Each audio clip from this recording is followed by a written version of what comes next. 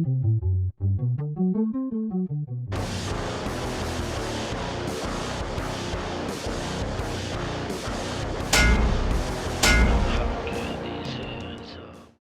is up, guys? Welcome to Hero Base, a place where we talk about bass, gear, music, related topics. My name is Norb, and I hope you guys are doing awesomely well. Today's episode, we're talking about arpeggios, and we're gonna do a full extension arpeggio on pretty much the entire bass. We're gonna go through a major scale, right? And we're gonna play each arpeggio that relates to each of the chords that we have. The tricky part gets, we're gonna add extensions to it.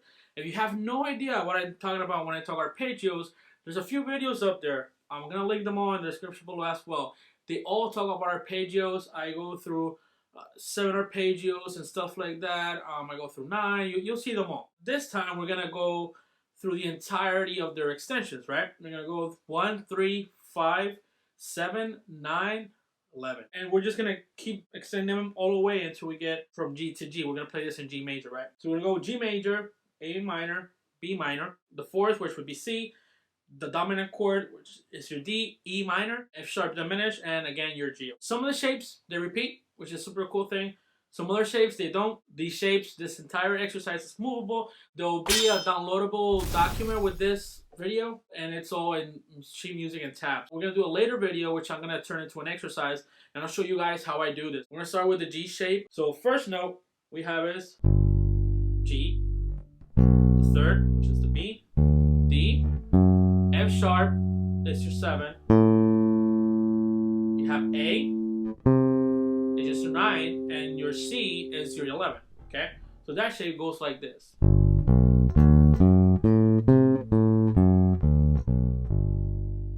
Their next shape would be A minor, and the A minor shape is really cool because this A minor shape is the same one you're gonna repeat on the E. First of all, you have A, C, E, G. And the 9 for that chord would be your B, right? And then you have your 11, which is your D. Now, the tricky thing with this one is that placement-wise, it's going to go across 5 frets instead of 4. So you have A, you have C, E, and look at the way I shift my hand. That's something I like to remind my students of. Look at the shapes my hands are moving towards to and how they work and whatnot. Just because that's going to help a lot when we're figuring things out on the instrument, of course. Use all your fingers. Use everything you can to the best of your ability, but get accustomed to using all your fingers. Or the next part would be your minor 3rd chord. This one is very integral because it has a flat 9 on it. Every major scale 3rd chord has a flat 9, and it's because of that semitone between the 3rd and the 4th. So here we go. You have B, D, F sharp, which is your 5th, your minor 7, your A, flat 9. Here is 11. Okay. So the cool thing about this shape is that it's the same shape duplicated. Whatever shape you play in the low 2 strings, it's the same shape you're gonna play on the top string.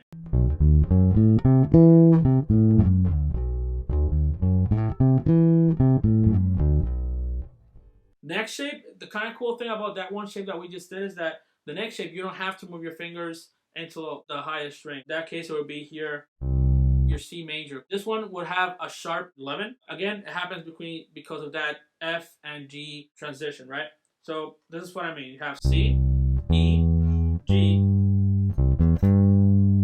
Okay. Then we have that major 7, right, which is the B. That D, and that F sharp. So that shape will look something like this.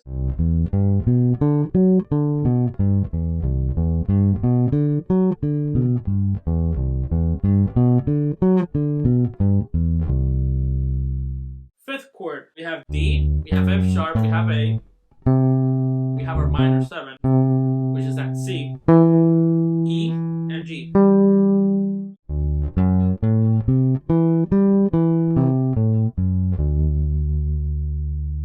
The next shape, like I told you guys, is constituted of the A shape on the 6th note, the E minor, okay? You have E, G, B, D, F sharp, and your A, okay? That's your 11. So you have 1, 3, 5, 7, 9, is going to be our F sharp diminished. Okay, so there's that F sharp A, C, E, G, and B. Okay, meaning 1, the F sharp, A your third, flat 5 your C, E is your 7, G is your flat 9, and here we have your B, which is your 11 from that F sharp. And then our last shape is just like the first one. It's just like the first one, so it's gonna be 1, 3, 5, 7, 9, and 11. With that being said, guys, take these, practice these, and just go over them up and down the neck. Practice them down, slow them down. Get these under your fingertips. We're trying to maximize the space we have on our fretboard, and especially when we have 4 strings. And whatever amount of strings you have in your bass, I want you to maximize the usage of them. Here's the entire exercise.